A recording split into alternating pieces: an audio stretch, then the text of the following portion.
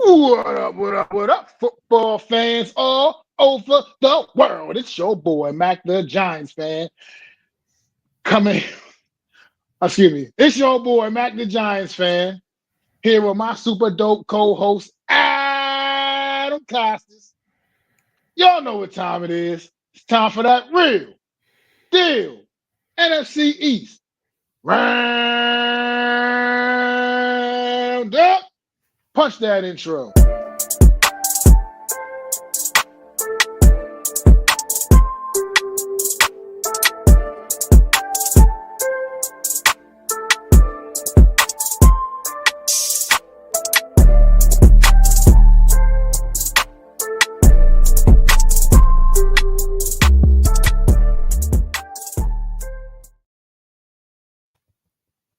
Excuse me, I'm sorry about that. I got something like, I don't know, it was weird. I can't explain, but something like my throat got scratchy for a second. It's all right, I apologize. we all have the intro is still great no matter what. Why? Because you bring the heat. So people you want the intro, just cut that part out. You started again. So, anyways, What's going on, Daniel? Thanks for popping in, man. Appreciate you, brother. Happy Wednesday to you. But how you doing today, Adam, man? I'm good. It's been feels like a long week, even though I technically had a day off yesterday. Thanks to the proud veterans of this country. I got yesterday too. Got to honor them a little bit, But other than that, back on the grind, and thankfully the week is only got a couple days left. So Absolutely. And NFC East action, man. Back at it. Let's talk about it, man. The NFC East had another weekend of. I don't know what to think about this division right now. I mean, Eagles right now still absolutely running away with it. This division, I feel like, is already decided, even though mathematically it might not technically be. It's decided. I feel like you can already go ahead and stick a fork in the Commanders, Cowboys, and the New York Football Giants. The Eagles have officially already, to me, won the NFC East division. There's no way any of these other three teams are catching them. We're going to talk about a little bit of that and the reasons why. Let's talk about the Eagles in Green Bay on Monday night, though, man. 10-7 matchup, prime time, Monday night, all eyes on us. As we were talking a little bit before the show, we got a few different opinions about this game, and let you share your thoughts. What we saw Monday night between the Packers and the Eagles, man. what I saw was two defenses that are at the top of their game playing against some offenses that do have players out there that can score. I mean, if we want to look at the box score and tell me that it's not a defensive struggle, total yards on both sides, the Eagles at 294, the Packers at 261. Passing yards, 183 to 157. Rushing yards, 111 to 104. 4.9 yards a carry for the Eagles, 4 yards a carry for the Packers, right? I'm just saying we had a defensive struggle. The third down efficiency was a little better on the Eagles side of things. They converted 7 out of 16, while on the third down side they had 5 of 13. This is where I think the game really changed. Is the fourth down plays. They had 3 of them. They only converted 1. Obviously, that big time fumble. They had 2 fumbles lost, obviously, but that big one at the end of the game really cost them the game going forward. So I thought it was a defensive struggle, like you said. I mean, like you alluded to, I know you're not maybe as happy with the score, but I want to say one thing. I think we're conditioned this time because of where the NFL is to just expect scoring. And we don't expect defenses to do this. And that's what it was. Defenses made plays on both sides. You cannot take that away from people. The Packers pressured. They got to Jalen Hurst. They didn't allow him to use his legs normally. I really think they did a good job bottling up this offense, which, the Eagles offense has struggled, in this season at times. But I thought they did struggle a bit, but they still came out, and the Green Bay defense did what they needed to do to keep their team in the game. On the other side of the ball, I thought getting Jalen Phillips, getting Quinyon Mitchell, Michael Carter, I really think those guys helped out, and you saw it with the pass rush that was pretty relentless from the Eagles. They were stopping the run. They were in the backfield every 5 minutes. Green Bay players went down left and right because of how physical they were. I thought their defense came out and really made a statement, for me at least, that they're going to probably be the top team in this conference. I mean, they had this was the litmus test, right? I thought whatever team won this game was probably going to represent in the NFC. Well, guess what? Now we have the Eagles. We'll talk about their game a little bit later. They have another team that is also vying for that spot. So we'll see what's going on. Yeah, absolutely. Well, see, yeah, I mean, I'm not taking anything away from these defenses. Defenses did absolutely play out of their minds on Monday night, obviously with a score like 10-7. It's just, to me, when you look at these two teams, these are amongst pretty much the cream of the crop in the NFC conference, from a record standpoint. And I feel like the Eagles, to me, until someone proves otherwise, they're the top. They're the top of the pyramid in the NFC right now, still, until someone absolutely proves otherwise. But I just to me, you see a score like 10-7 prime time. Look, I get it. I'm all for a good defensive struggle here and there. Watching defenses play really good football. I'm all for that. But I'm also, when I see two teams of this caliber, I want to see points on the board as well. I mean, look, for example, I mean, these are both two good defenses. I get it. But these are defenses that points have been scored upon all season long by other teams. So I just don't understand why two teams of this ilk, this talent like this, are not able to put a little bit more points on the board and give us maybe a little bit more of an entertaining football game in the prime slot, like on Monday Night Football. I mean, the Eagles, 10 points. You got A.J. Brown, Devontae Smith, Saquon Barkley, Dallas Goedert, Jalen Hurts. I mean, you're running those guys out there, running guys like that out there, and I get 10 points. I mean, I know the Packers defense, like I said, is a good unit, but this is a Packers team that, like I said, you watch week in and week out, teams still put points on the board against them, man. And it's just, to me, it makes me a little still more concerning about where this Eagle offense is really going, man. Because right now it's still looking a lot like the same. I thought coming out this bye week, we were going to see a different, much improved offensive unit from the Philadelphia Eagles, and we got pretty much exactly what we've been getting all season from this team. So to me, it's just it's not concerning for the NFC, so to speak, but it's concerning for the fact that, I mean, for the NFC East, because obviously that division is theirs already, I feel like.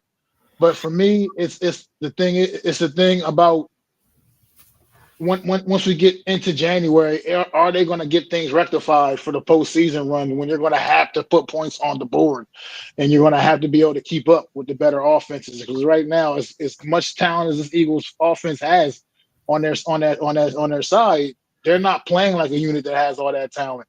And I'm just not so sure if they're going to be able to represent once again and go back and defend that title, because I'm just right now I'm still not completely sold on that based off of what I'm seeing. And with the Green Bay Packers, a little bit of the same. I mean, I really don't know what to make of this football team week to week, to be honest. I mean, yeah, I get it. Their record still puts them as amongst the top teams in the conference, but it's to me, this is not a football team that necessarily plays like it. And you got teams within your own division that are just steadily improving week in and week out, as we'll be talking about the Bears in a little bit here.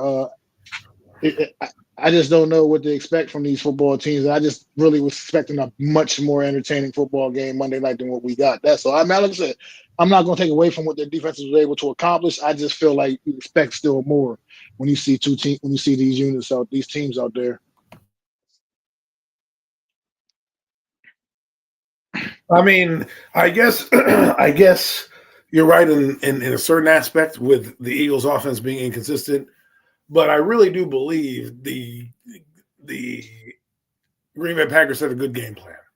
Now they've lost back-to-back games. Their season is in peril right now because they do have the heart of their schedule coming up with these divisional games, obviously, and they need this next one against New York badly to get back in that winning ways, to get back on there. I think what you're seeing is if they can give you that same defensive effort going forward in all their games, they'll be able to figure out the offense. And I think what they're going to need to do, if I'm Matt LaFleur, and he's the offensive mind. I think they need to rely a little bit more on Josh Jacobs and try to just keep pounding the rock and see if that's going to open up, especially with the injuries that they're going to have. So there's that. Well, we'll see, man. Yeah, I mean, at the end of the day, the Packers are what the Packers are, and they're an inconsistent football team that one moment has greatness and looks like a Super Bowl caliber team, and the next minute loses to the Browns, right? So, I think if they can figure out that consistency, I don't know if they had their bye week. I think they had their bye week already, but they had the tie with the Cowboys. They have a track meet, so that they can score as well. And I think getting Christian Watson back and kind of figuring out, we'll see if they can weather this storm. Because right now, again, they play Minnesota, they play Detroit, they play Chicago right after they play the Giants. So if they need this win, it's a major win that they need coming up. Because that is going to be hard. You don't always beat the same teams twice, right? So Minnesota is struggling. They might be able to catch them there, and the Bears, right? But you still have Detroit looming, who is nipping on their heels, and these are the things that they need to figure out. And if they can put it together, they're going to be a unit to be reckoned with. The problem is whether or not their offense will come through. What's going on? What's going on, Lou? What's going on, Mosley? Appreciate y'all popping in, man. But yeah, it's like I said, it's just splitting hairs a little bit here. There's no convincing me this is a good football team in the Philadelphia Eagles. Obviously, it's just I'm just baffled by why we haven't been able to see them really come together offensively just with these pieces. I just can't. I mean, yeah, from one standpoint, you can say yes. Ultimately, hasn't been very pretty, but they still continuously find ways to get the W, which is the absolute main thing anyway. So I don't know. I just maybe like you said, maybe I'm conditioned. Maybe I'm just one of the. You can't raise the bar and then kind of come back down with me. I need you to stay up there. Like if that's where you are, you should stay up there. That's where you need to stay up there on that. And I know they are winning, but it's just to me.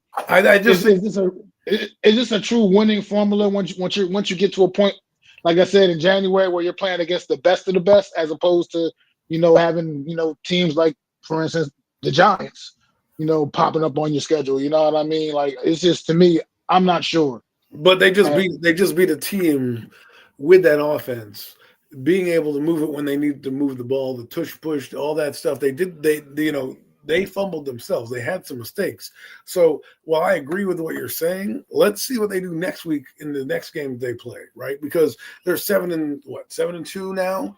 They are atop of the division. They're the number 1 seed, and they play Detroit coming up, right? Who we're going to talk about in a minute. And that'll be a game where you really will find out, to me, if they are who we are. If they go in there, if they go into Detroit and it's a track meet and they look good, then we'll be saying, damn, the Eagles are doing it again. But right now, to me, they somehow, like you said, they haven't scored the points that they've scored. They didn't blow the doors off of everybody because, one, I do believe this also comes into play. They won the Super Bowl last year. Everybody's trying to give them their best shot, no matter what game they play, right? Everybody's trying to give them their best shot. And that's how you live when you are a Super Bowl champion. That's everybody's coming in because they want to raise the bar and say, can I live up to this football team? Now, even with the transgressions that you said about their offense and the things that they haven't done or accomplished the same way, to me, I somehow I see a stronger football team because now I feel like their defense got better. And if their defense can keep them in games and make turnovers and do like that and give them short fields, we're going to still be talking about this team deep in January. And right now, they have one of the best records in football, if not the what's up, Lud? If not the best record in football, and they're the best. They have the best record in the conference right now. It's about basically. I think it's tied for the best record or something like that. At least I think. Everybody has at least 2 losses. Nobody has less than 2 losses. So, yeah. Right. Well, they're not like the AFC where it's like a logjam of 7 to 8 winners at the top. Right. It's. I think it goes. It might be Seattle number 1, and then the Eagles, but Eagles 1, Seattle 2. I do think Tampa Bay's 3, and then it goes down the line. But my point is, they're one of the top 2 teams, and that's where they're aiming for. They're aiming to hopefully get seed number 1, but at least get seed 2 so they can at least have home playoff game and be able to. Yeah, I'm scared of this team. Why? Because you never know when they're going to have that breakout game, right? Because you know it's coming. You know it's going to be a game where their defense and their offense click and they really shut a team down and really look like the Eagles that we've known. But I can't complain right now because whatever they're doing, they find ways to win. Just like we talk about the New York team who finds ways to lose, this team finds ways to win. And that's a fair point. And that is a fair point. And like I've always said myself, ultimately, that's what it's all about. It's about getting that W, no matter how you get it. No style points in the win-loss column. It's all about just getting the W, no matter however you get it. And they do continue to find ways to get the W. So, just a team, just something to keep the eye on. Like I said, I'll keep my eye on the Eagles all through the rest of this journey and see, man. Like I said, I feel like at this point they're coasting. I feel like the division is already well in hand. They can already pencil them in for a playoff spot. I feel like already the only team I feel like you can just straight up go ahead and pencil them in. Their spot is pretty secure. You know what I mean? They're going to definitely be representing the NFC East. It looks like that's a given. No matter what happens, that's pretty much what I mean. Given. It would take an epic collapse for that not to happen at this point now, where the rest of the division stands right now. It's just really the only team in that division with a winning record is the Philadelphia Eagles. So I mean, if they split the games, what if there's like 8 games left, 7 games left, something like that, 8 games? Yeah, right? Something. If they were to split the games right now, they'd be 11 or they'd be like what 12 and 6, 12, 11, 11 and 6, something like that. Yeah. So we're like that's not a good record. I'd take 11 and 6 right now over 2 and 8 any day of the week. But again, winners find winning teams. They got to the Super Bowl for a reason. They made these choices with Jalen Phillips, Michael Carter. They improved themselves going forward. Let's see how that plays out. I'm not as skeptical as you. I understand what you're looking for and the expectation you set forth through this team. I'm looking at it like, yo, you're fucking 7-2, whether you dodge bullets or not. It's not sure. Well, I think what we're doing is we're hanging our hat on how dominant they were offensively last year. And right now, they're not as dominant for whatever reason. And I think it's injuries on the offensive line.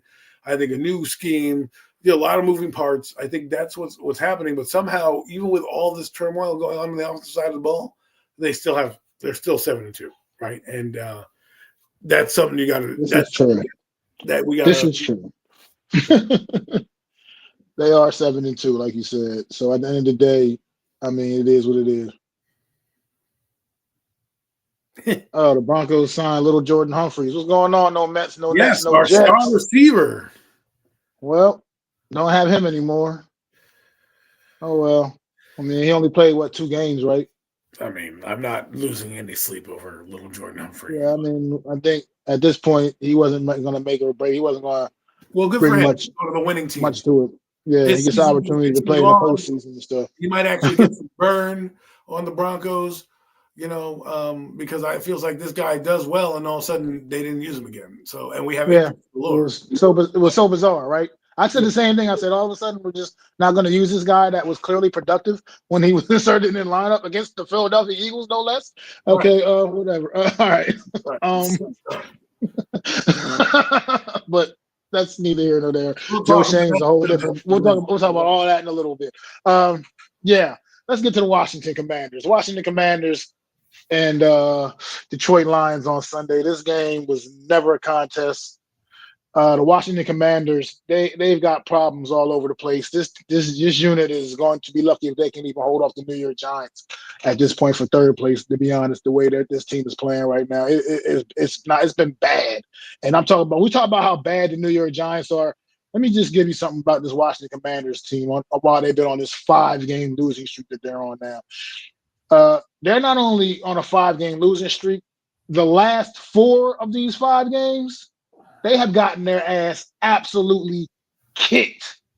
And I'm talking about to the tune of against Dallas Cowboys 44-22, against the Chiefs 28-7, against Seattle 38-14, and this just recently on Sunday against the Detroit Lions 44-22. Again, how do you lose by the exact same score twice and the opposing team put up 40 on you? But this is just, I don't understand. This Washington Commanders team they've got problems. And I'll let you talk about it, Adam. Well, they kind of did what the Giants did back in 2022, where they went to the playoffs and then they thought we're better than we thought, and they kind of invested in the team, thinking they would be better. And I think what they did was when they looked at their business model was Jaden Daniels, and they did not expect him to get injured the way he has, right? Because they expected him to have the same magic as he had last year, where he's going to run and play a lot of these close games that they did, and that allows their defense to do well. Well, when you don't have that, you're losing players left and right. You didn't have a defense to begin with. You're losing all your defensive stars. You lose your quarterback. This is what you're going to get. And maybe this is good for them. Maybe they need to plummet a little bit so they can get a top player in the draft to help on whatever side of the ball they need help on.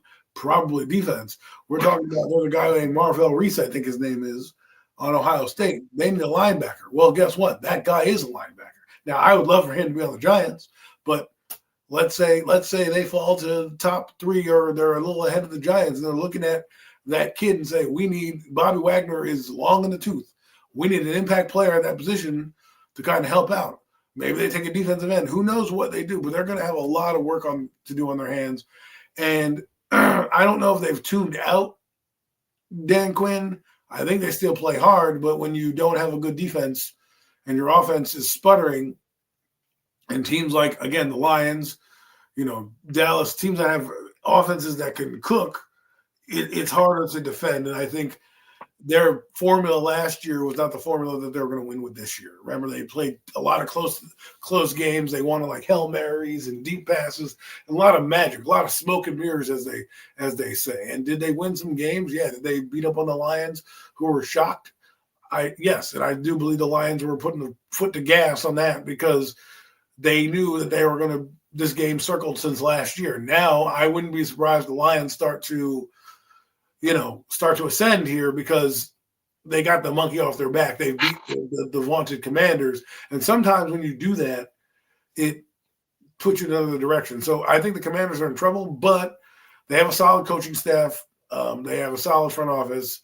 You're going to have your up years, you're going to have your down years. It's about what you do next year. And they're going to have a last place or at least a third place schedule right here going forward, depending on where they finish with the Giants, because the Giants are that much better of a team right now. Their talent is a lot healthier, but they aren't, record-wise, and they haven't done much either. So, but, Marcus Mariota proved that he can play a little bit if you give him the offense, the keys.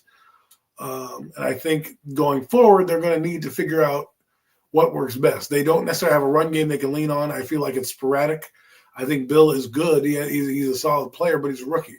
And I really do think the loss of Brian Robinson has hurt them, as well as the loss of Austin Eckler, because they don't really have an identity without those two guys. They're not a power running team the same way. Nobody believes in them. They can't get the same play action going. And then on defense, when you can't generate pass rush, this is what you get. Now, we'll see if Dan Quinn taking over the play calling is going to help with that. I think they're scrambling right now, and you just gotta let the plane crash, man. Just let the plane crash, and whoever survives. Whoever doesn't. I don't think they're going to be in the coaching search per se, especially one game out of the NFC Championship game. I don't think they're going to do that unless they can get a coach like a Tomlin or something. Maybe Matt LaFleur. Who knows? But I think they're going to stick with their guys, and we'll see what happens. And I think this will be their crash year. Right? They'll get everybody back. They'll reevaluate, reassess, and then they'll say, okay, our offensive line's decent. Our offensive line's coach is decent. Our skill position players, aren't playing well. Like Deebo Samuel. I'm sorry, but he has not lived up to what you're paying that guy to do. Right? And maybe that's why the 49ers were able to get rid of him, because they understood his shelf life was expiring. So here we are. Because when you have a team like the Commanders and you bring in Deebo Samuel and you have a couple of these playmakers, sometimes you need to rely on those guys. You need to rely on those guys that are healthy to elevate you. And if their stars aren't playing above the X's and O's, then that becomes a problem. And when you're relying, again, specifically on Jaden Daniels playing backyard football and he's injured, you get the result that you get. And I think this will be a test for them coming up in this offseason. When we get there, it's going to be here pretty quick before you know it. And I think we'll see them go after. I think they'll really solidify their defense this year and make it a defensive-centric kind of offseason.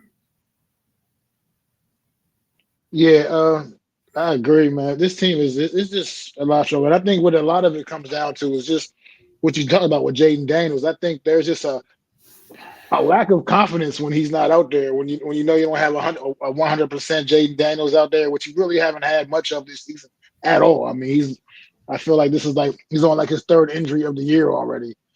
At this point right now, it's just been a piece that's been banged up all season, and I think this team lacks confidence big time. Like you said, Deebo Samuel just has not lived up to what they thought he was going to be. Got out the gate quickly, as No Mets just said. He had a pretty solid game against the Giants week 1. And it's just been pretty much not much since then, man. He hasn't really done much. He hasn't really elevated this offense in any way. The fact that they're out here, they're relying heavily on the veteran Zach Ertz, who's still he's still decent, serviceable tight end, but he's not that guy he once was back in the day. So this team does need a lot of help. And maybe a season ago they played above the X's and O's and played out of their mind. But the lack of a run game is like you said, just tearing this team up. Like they put just too much faith in these young guys that they had, and they're really find out the hard way right now that Brian Roberts Jr. was not as expendable as they made it seem. Now, sure, they didn't foresee Austin Eckler getting a season-ending injury, but I'm not sure how much is different if healthy Austin Eckler is here. I'm just not so sure how much would be very different with this football team right now. Defensively, they are an absolute mess, as we've seen the announcement that Dan Quinn is taking over play calling on the defensive side of the football. He's seen enough. That's what a head coach does. He's taking over. You know what I mean? He's like, no, enough is enough of this. So he's going to, and who knows if that's going to truly improve, because I think their issue could be a little more leaning towards personnel from a personnel standpoint. I mean, I know they got a couple of players, but let's, for instance, that Von Miller pickup that people were excited about at the start of the season has not turned into anything. I mean, nobody's even, people probably seem like forgot that Von Miller's even on the Commanders right now. I haven't heard his name all season. Haven't really seen anything. Well, I think from him. I think Dan Quinn addressing the problem is not necessarily going to fix the problem, because I don't think but I don't know if there is play calling issues. I haven't followed them that well, but to me, he's going to take it over because he wants to take onus and ownership of what his side of the ball is, right? He is a defensive coordinator that was a head coach and now went back to being a defensive coordinator. So I admire what he's doing. Do I think it's going to help? We'll see. We will, just like with what's happening with New York. You just got to see. Maybe there'll be a different strategy employed. Maybe he'll understand, what defenses work better against what coverages.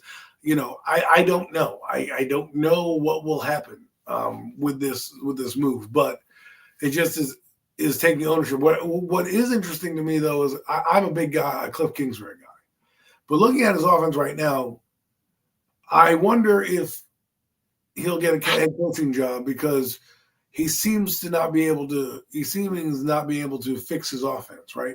It has no identity right now.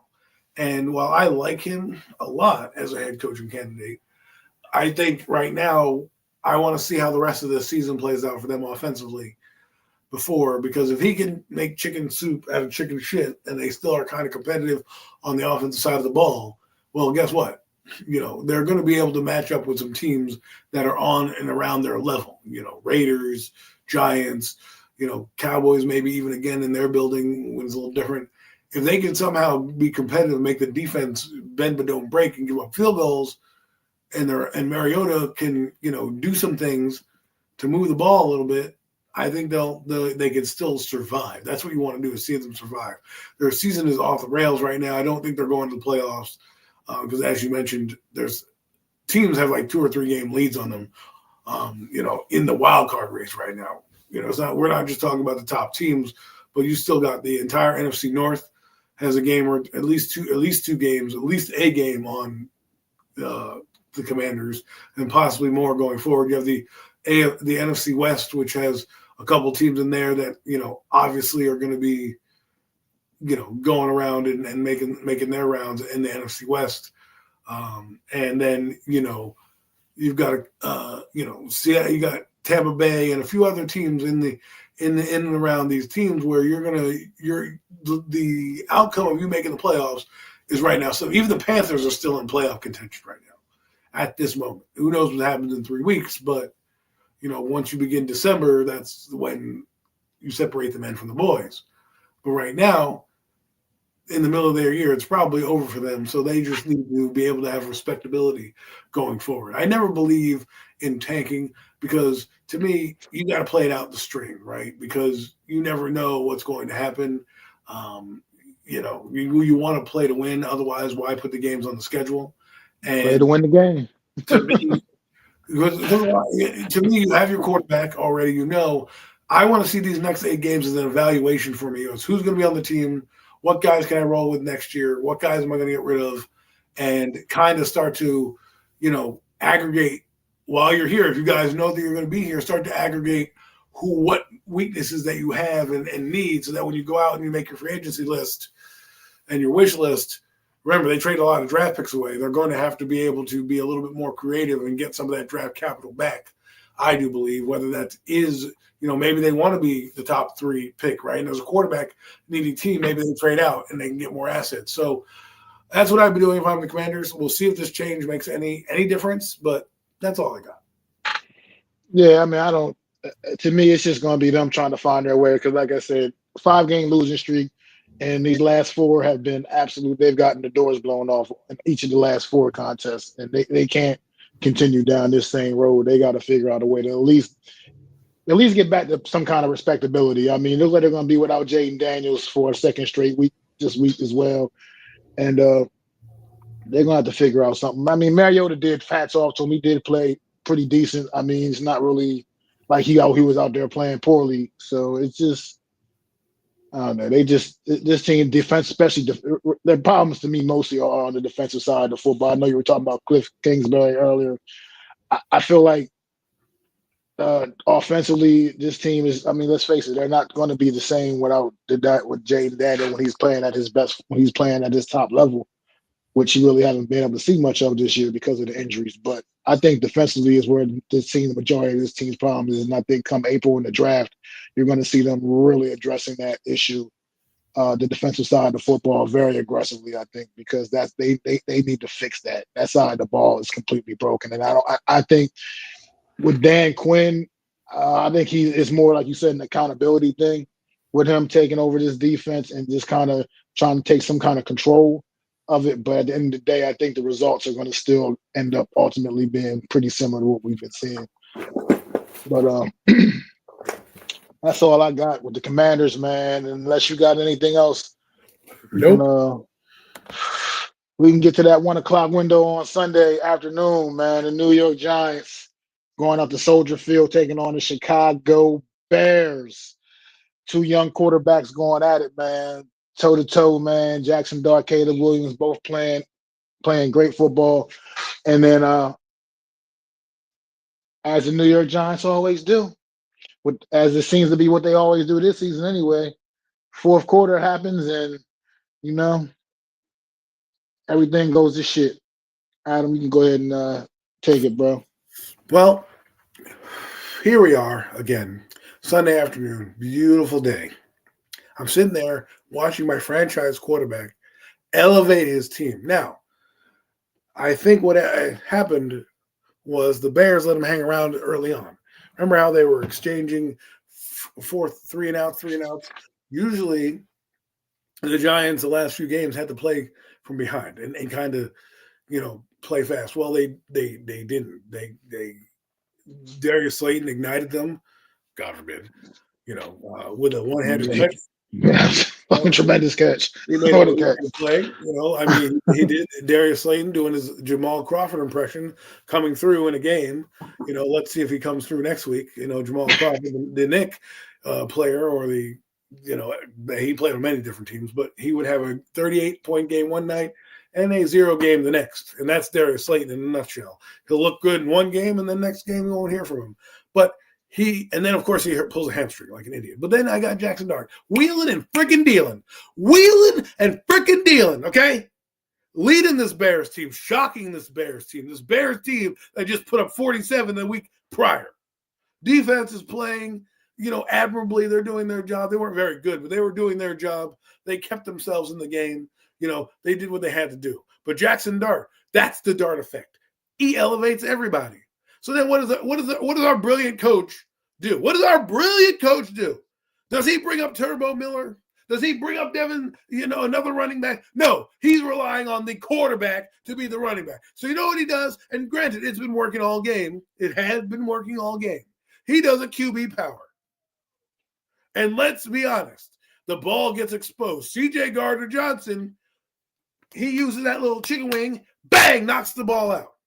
Now Jackson Dart, making a play, realizes the ball is coming out. So what does he do? He tries to catch the ball. So it's a big moment in the game. They're driving downfield, probably going to break the game open right now. Probably going to go down there and score another touchdown and make it 24-7, almost damn near out of reach, right? Not out of reach at this point.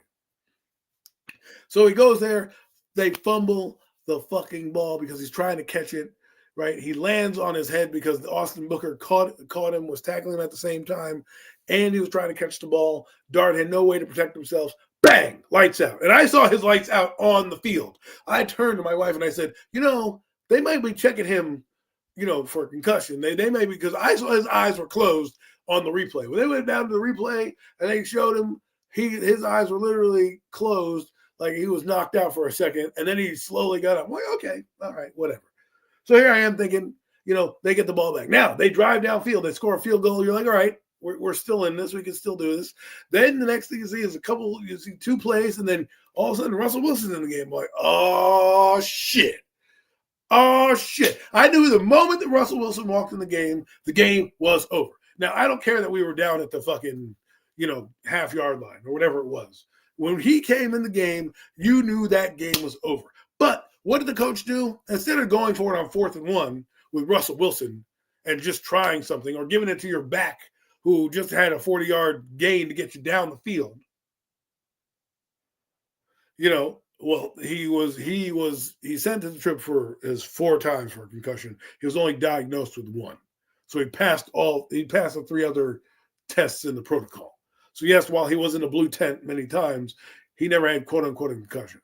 But that's the problem of your fucking offensive coach putting him in harm's way. People keep saying, well, why doesn't Jackson Dart, protect himself? Well, if you're making him a runner, it doesn't matter how he protects himself. That could have been Darius Slayton in a concussion, right? That could have been Malik Neighbors had the same thing when the guy tackled him in play on a Daniel Jones low pass. He wasn't able to brace himself. But when you constantly go to the well too much, this is what happens. Anyways, Russell comes in the game. They kick a field goal. They should have been aggressive there. They were roasting on the defense playing well. Now, I can't necessarily fault Dable because he believes his defense is playing well. But I can fault Dable because it's the 4th quarter and your team hasn't had a chance to hold a lead. So here we go again.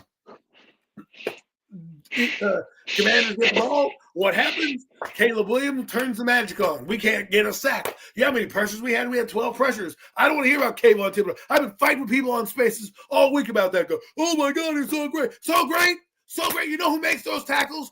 Brian Burns. People make those tackles. That's what you do when you get paid. That's what you do when you're 5th overall pick. That game should have been over by the defense. But no, I get an Ole by KT. Great job, right? Caleb Williams sneaks out and is starting to make plays. A stupid penalty, and next thing you know, their drive is continued. And then, boom, what do? They get Rome Odunze in the end zone for a touchdown. Because all of a sudden, the defense forgot how to play fucking defense. So now here we go, right? Now you're thinking to yourself, okay, 20-17 right now, or, I think we could probably hold on. No. You knew it was over once the Giants couldn't do another thing and punted the ball away. And then, of course, what happens? I don't know if we're cursed, but J.B. Gillian has the worst punt all season. I told you that guy was bad, but it showed his ugly head. And of course, in Giant fashion, we have a fucking pooch punt. And what happens? Magic down the field. We don't get the edges.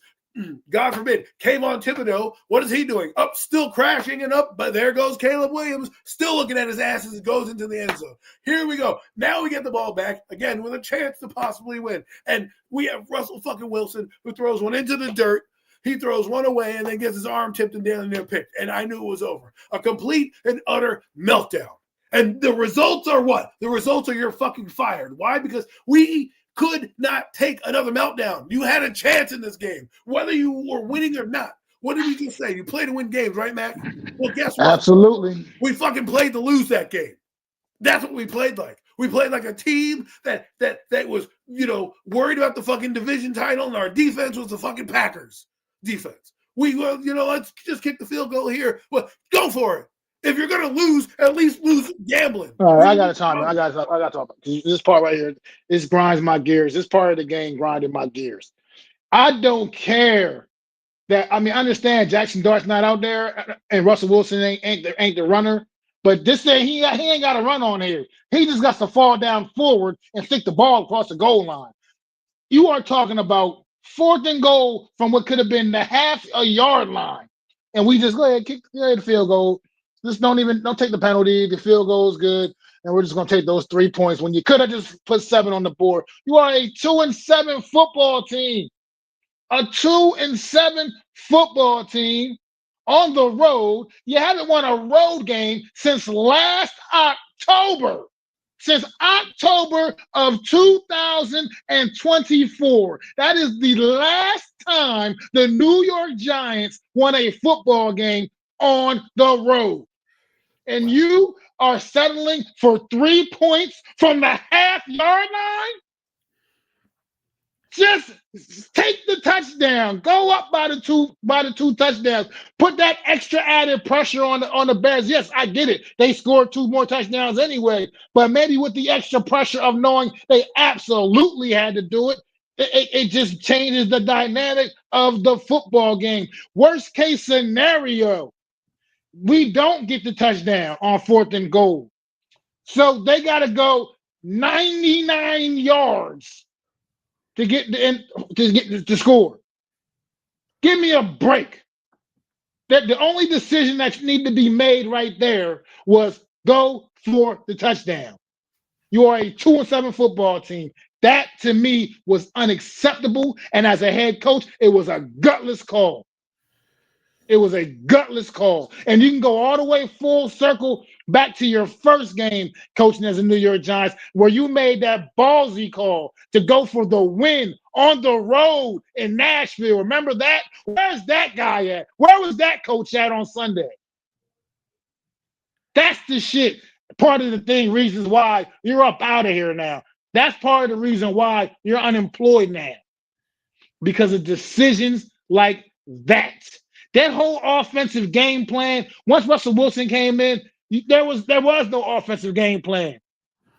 Once he came in, the offense all of a sudden looked like absolute shit, and it was a very functional offense the whole entire game prior to that. Once he came in, nothing. So that also asked me to raise the question, why has he been your backup quarterback if when you put him in the game, offense can't function anymore? These are the things that just I haven't been able to understand with Brian Daboll. This was the 3rd time we watched this team have a 2-score lead in the 4th quarter, at least a 2-score lead, in the 4th quarter, because Denver, they had more than a 2-score lead. That was just, I don't even want to revisit that. But at least a 2-score lead in the 4th quarter, and you cough up and you can't bring it home and you can't get the W. That is a lack of coaching. And then people talk about the lack of effort is not all on the coaches. Yes, it is. Because a lack of effort only comes from players once they stop believing in what the hell is being taught to them. That's when you get the lack of effort, because everybody's playing this game because they want to play. They're not playing just because. They're playing because they want to be out there. They want to compete. They want to win. Once you stop believing in what these coaches is putting out there, that's when you see the lack of effort and all the discipline issues, all the things on the field things you see with the New York Football Giants, because they don't believe. And what they don't believe in what's getting preached to them, they don't believe in what's being said to them. They don't believe it's going to work. They don't. So that that's just what you get. The minute Jackson Dart was no longer in this football game, it's like the whole team just knew, guys, that's it. Our guy's gone. Our guy's out. We don't have nothing. We're done. We're over with. I mean, like you said, Adam, he's out there elevating these same players that couldn't catch a cold last week. Darius Slayton, Theo Johnson making great catches. Theo Johnson made a couple of very nice catches in this football game. Like you said, just elevating the level of these subpar players. And yet, these are still the same results. The same results. This defense underachieving. Abdul Carter, maybe you're cursed. Second time on the season, you got a sack that got taken away because of a bonehead penalty in the secondary. I don't get it. I can't figure it out. But this football team it's a mess, and it can't stop with Brian Daboll. Joe Shane should not be sitting here getting a free pass. He absolutely shouldn't. I don't understand that part. I'm also questioning, because there has been poor decision after poor decision after poor decision made by Joe Shane. So I do not understand at this point why he's still okay. They should have been a package deal. They brought their asses in here together, should have sent their ass out the door together. Point blank and period, man. Go ahead, Adam. Let's talk about the firing that happened. Obviously, we can't bury that anymore. Mac alluded to it. All right. After a game like this, I agree. Brian Daboll should have been off the plane in Denver. And I knew, you remember that little tidbit that came out there, like, oh, well, he was being fired, but cooler heads prevailed, or whatever the case may be. Well, when they asked him that question, he didn't deny it. I knew that happened. I knew that he was a dead man walking anytime. They're probably trying to wait to the bye week. And if he had won this game, he probably gets at least to the end of the season, right? But he didn't, and he lost in horrible fashion, and he gets fired. Now, Mike Kafka has been promoted. Now, I don't know what's going to happen with this team. Daboll was an issue in many different ways, right? And he was an issue all of his tenure. I feel like the Giants have gotten hot-headed coaches who fight with their coaches and are real dickheads. Sorry if any kids are listening, that like Joe Judge and Brian Daboll, because Judge fought Colombo, he was fired, right? And then he got rid of Jason Garrett and Freddie Kitchen. This guy got fired. He fired Wink Martindale. He didn't want to fire Shane Bowen, which tells me maybe Brian Daboll is the one to blame, because this is his defense. Let's see if Shane Bowen changes. I don't think it's going to change much. I think when you fire a coach like this, I think the team is in a little influx. I agree with you. Joe Shane should be gone. The only reason I think he has a job right now is because John Mara did not want to have to look for, well, at least what they're saying is possibly that he's going through his treatments, doesn't want to deal with this bullshit right now. Now, I've heard reports coming out between, a lot of people, Schefter, Schrager, guys like that Joe Shane is safe for now. And they may let the new head coach decide his fate, which I think you should do. I don't think you should be married to the GM at all. I don't think even though John Mara said the coaching search, if let's say they want Halfley, and we'll get into some of the coaching candidates in a minute, but let's say ex-coach wants to come here. He's like, but I don't want Joe Shane, but I'll come here for Jackson Dart, Malik Neighbors, but I don't want Joe Shane. I do have this guy who I want to bring with me. Maybe they'll make the call and say, you know what, Joe, you're out of here. We want this guy. We want him really badly. Remember, the GM and the owners are hiring the coach, not the GM. The GM is going to be aggregating information and getting interviews lined up. I don't know if he'll have the final say in anything, which if that's the case and that's how you're operating with this GM, then he needs to go too. I think right now the only reason he's safe is because they're going to now evaluate him from this point forward, saying, okay, we're going to see what happens with the 7 games in the roster management. Kafka is going to get an audition, although I don't believe he should be the coach, just me. But that's my take. Let's get into some of your thoughts on what's happening with this coach. Oh, you talking about Kafka, or you mean or in general, or are you talking about Daboll still? Either one. I mentioned Kafka. What do you think he's going to bring? Do you think it's going to be an upgrade? I don't think it's going to be status quo on offense. But I asked this question earlier in a space, and I kind of got a half answer. I said, with Jameis starting, you lose the element of running. So how is this going to change the offense behind a team that likes to blitz and pass rush? You don't have Jackson Dart to elevate you. How will this change? You know what I mean? And so I'd like to hear your thoughts on it. Well, I mean, it's tough to say. How will it change? Because right now, I don't know what to expect with Jameis Winston out there now. It's at this point, we know Jameis Winston is who he is. I mean, he's going to be the guy out there.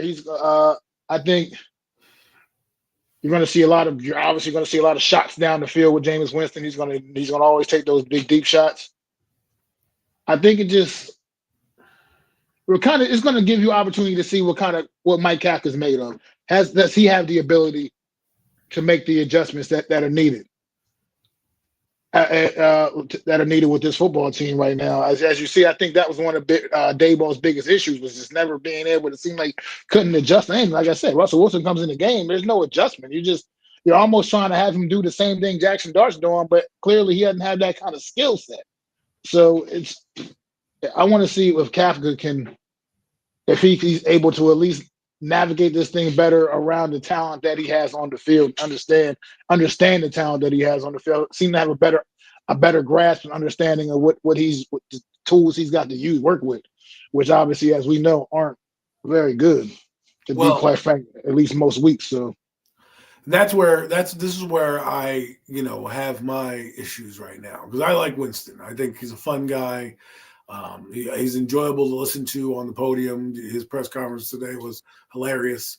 But you're not here to be a comedian. You're here to win football games. And I'm wondering how much you're going to change when you built an offense basically for Jackson Dart. Now, what are you going to do?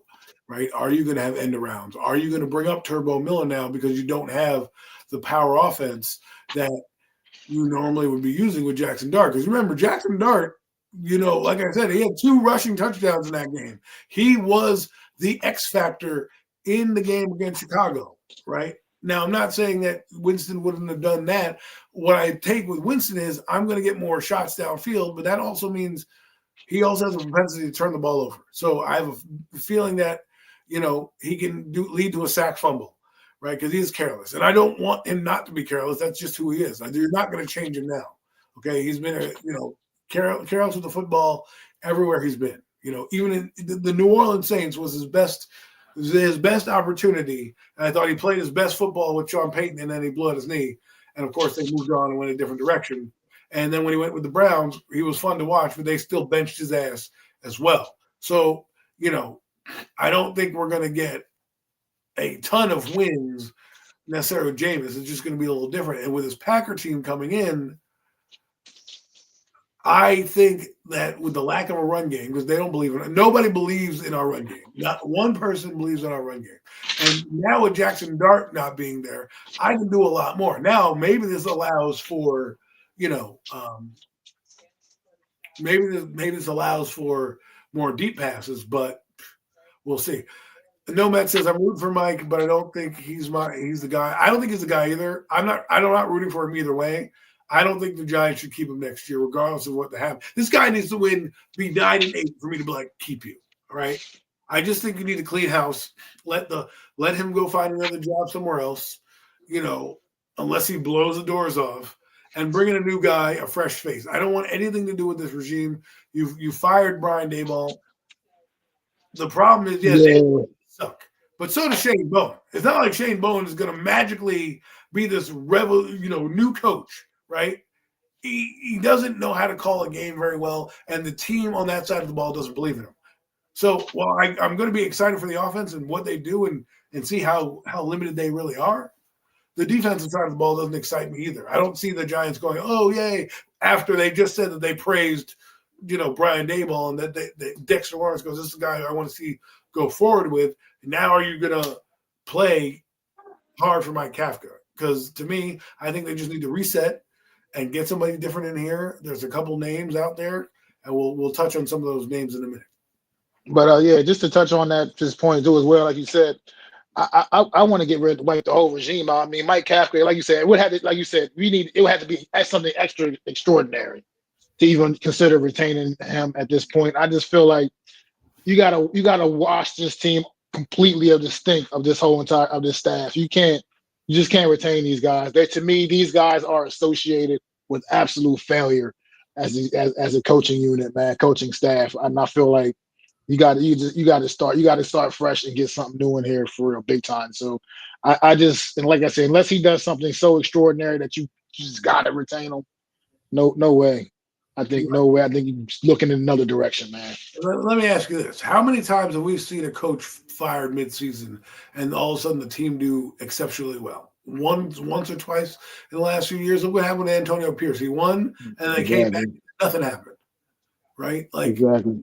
Like just because he might win again. Let's say he wins this game against Green Bay because Green Bay hasn't studied James Winston, even though you probably can go get some tape on him the Giants aren't definitely going to do RPOs with Winston the same way. Let's just say they win this game, right? You're going to Detroit. You talk about road games. The following week, you're going into Detroit. They're going on the road to Detroit. They're not. The Giants will have not won a game since last October. There's no way they're beating the Lions on the road in their building a day before Thanksgiving. So now what do you got? And to be honest with you, I don't know if I want to start Jackson Dart until after the bye week. Let him really recover. Because Brian Dable is not here anymore and doesn't need him for his job to be saved, right? Let him take a little respite. Kid, we know you're good. We know you got the goods. You got to play, 7 or 8 games this year. We know that you're the future, right? We're not going to put you out there as a lame duck against Detroit. We're not going to put you out there against the surging New England Patriots. Come back against a team that's a little easier to play in the Commanders, right? They're not outside the bye. They come back. They play the Commanders. They play the Vikings. They play the Raiders, and then they play the Cowboys, right? So, or you can shut them down the entire year. I don't know if they'll want to do that, but if you want to bring them in later on and say, hey, you know what, and the Giants are fully out of it, you want to bring them in for the last 2 games of the year, I don't think, you need to force it, especially with the meat of your schedule coming up right now with these games we talk about. I normally I don't say this to put a guy on the bench, but because you're in turmoil right now, right, I don't want to see them force this guy in there and rely on him. I want to see them kind of navigate away, play Jameis Winston, see some of these guys on the roster, and bring up the Turbo Mills of the world. What can it hurt? You didn't bring it up, and look what you did. You did QB powers. How many times did they run QB power in this game? A lot. Right? And they got Jackson Dart injured because when you do that, the ball gets carried away. Jackson Dart should not be running. We should not be running QB powers. He was winning from the pocket. You should have kept him in the pocket, and he should have been able to scramble when he needed to scramble. Jameis Winston doesn't bring that element. So you've lost that part of your playbook. So this is what I want to see, right? And again, I'm not really against Mike Kafka, but I don't care unless he gets you into the playoffs. Anything less than that, to me, is nothing, right? Unless you get to the playoffs, I don't want to see him next year. Sure, you win a few games. It'll be good on his resume. He took the fucking shitty Giants to a 5-12 record or whatever the case may be. Great.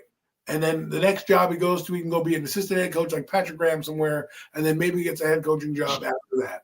But here, you're part of the problem, And the thing that I think is interesting is he's throwing it back in Dable's face by making the tight ends coach the offensive coordinator instead of Shea Tierney, which kind of shows. And he's saying, "Oh, we're going to be running the football more." Well, guess what? You're running. That doesn't that. Well, people like that. That doesn't bode well to what you guys do. This line run block. This line pass blocks very well. They run block horribly. Yeah, the run game. Yes, they do. And speaking of run block, I'm sorry, I didn't mean, but it just made me think about someone who played the absolute worst game of the season on Sunday. Something I just needed to point. I wanted to point out as well. I have no idea, but I hope Jermaine Luminor has pulled his head all the way out of his ass because it was all the way up there on Sunday. I have no idea what the hell he was doing on Sunday out there. It was, and I've been praising him all season. Been solid, being dependable out there at right tackle. What we got on Sunday from him was just a lick guy that didn't belong on the field. I don't know if he was still banged up and maybe he shouldn't have been out there playing. And if that's the case, once again, shame on his staff for not recognizing things like that. But he played. I don't know if you got to notice him on Sunday. It was horrible. Oh no, It I was know. They talked about it on the absolutely, broadcast. absolutely terrible.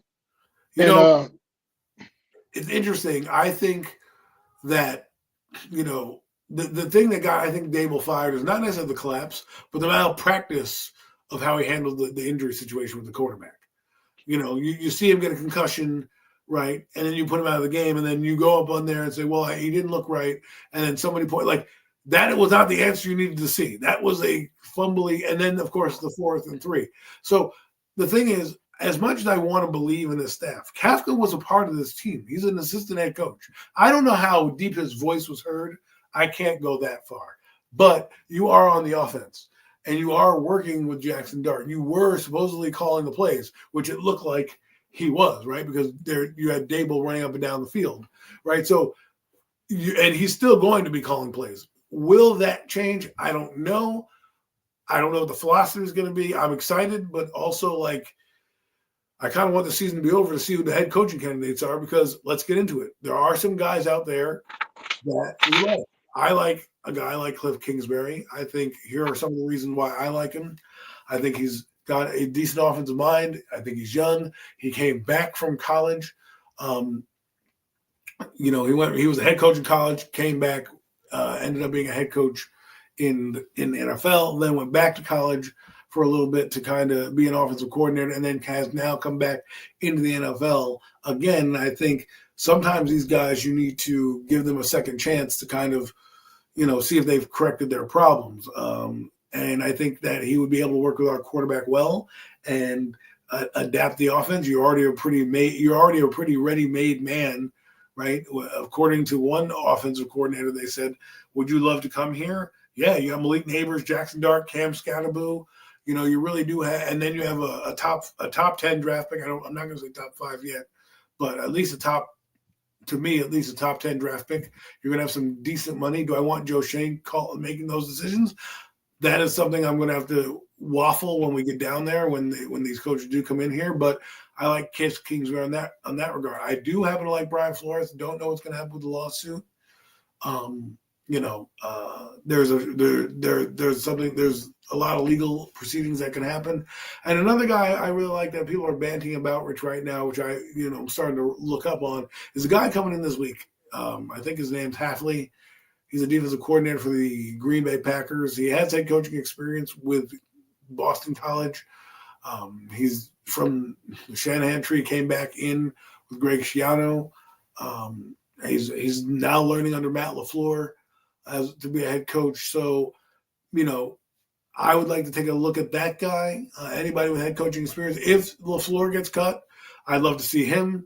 Stefanski. So there's the Giants are going to be in a great position to get a new coach. And absolutely fantastic. There are many candidates that are going to be out there that the Giants can get.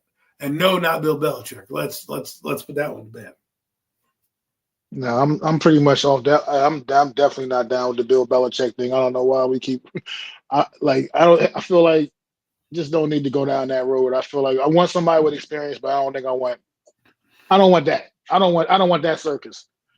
That if it all makes sense. And the Green Bay guy you talk about here, but I don't know. I would think they try to get somebody more offensively minded in here, just because of the quarterback situation, the young quarterback Dart. They want to probably get somebody a little more offensive savvy, like you were talking about Kingsbury. And I like Kingsbury's ability to work with the young quarterbacks. He's demonstrated that he's pretty good when it comes to all of that. But you don't need to call me. But I feel like. But I just feel like with Kingsbury, he still hasn't proven to me, at least at the NFL level, to be a winning head coach. You know what I mean? That can you really lead a team?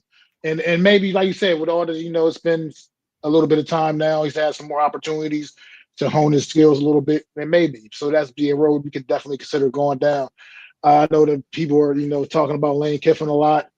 Lane Kiffin's another guy that, once again, at this level, at the National Football League level, he really laid an egg.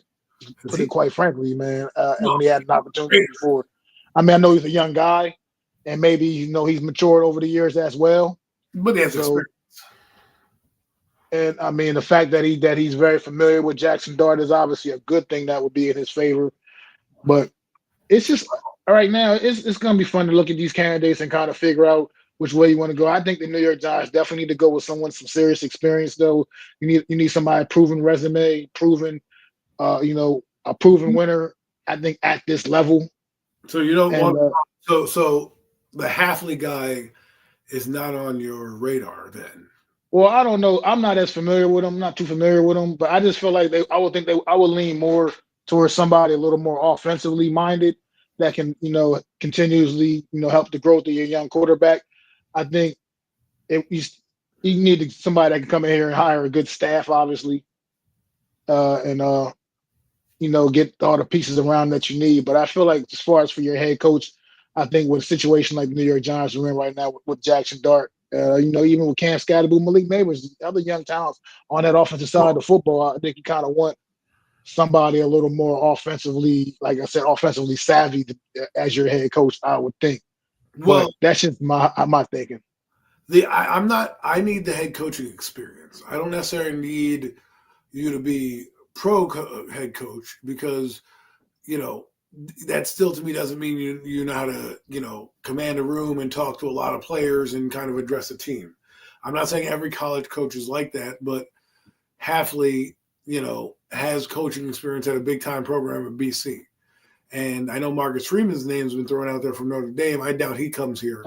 But, to me, what I'm really kind of looking for is a leader among men. And by the way, he was in the Army. He was I think he had some type of leadership in the Army Halfley. So he knows how to control a room, right? And I would love John Gruden, but I'll get to him in a minute. But I just believe we need a guy, and I think the Giants are going to do this.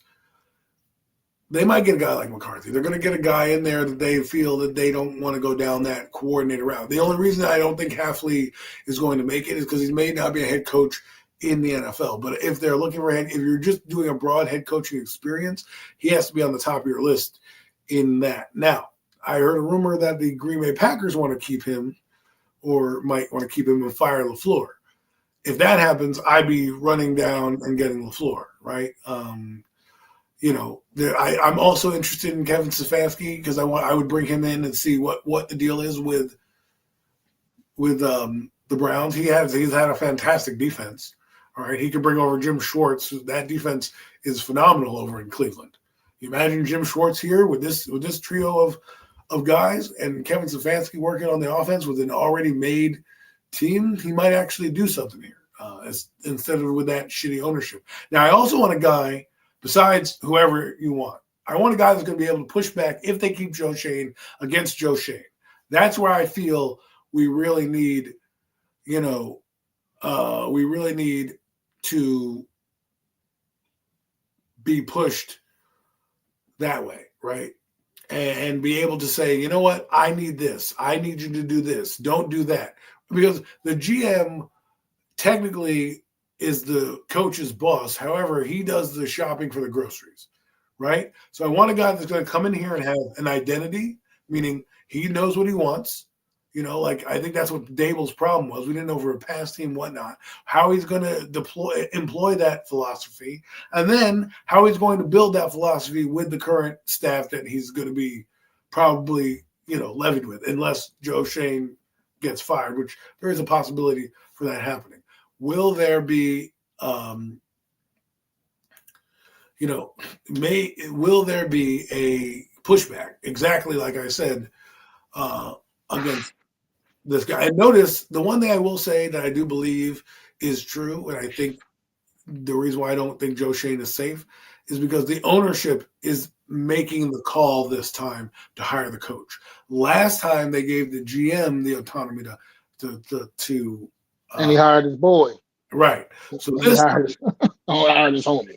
This time they're doing more of the final say and the hiring. So if, let's say, Stefanski or Tomlin want to come in here, I know Tomlin's not going to want to work with Joe Schoen.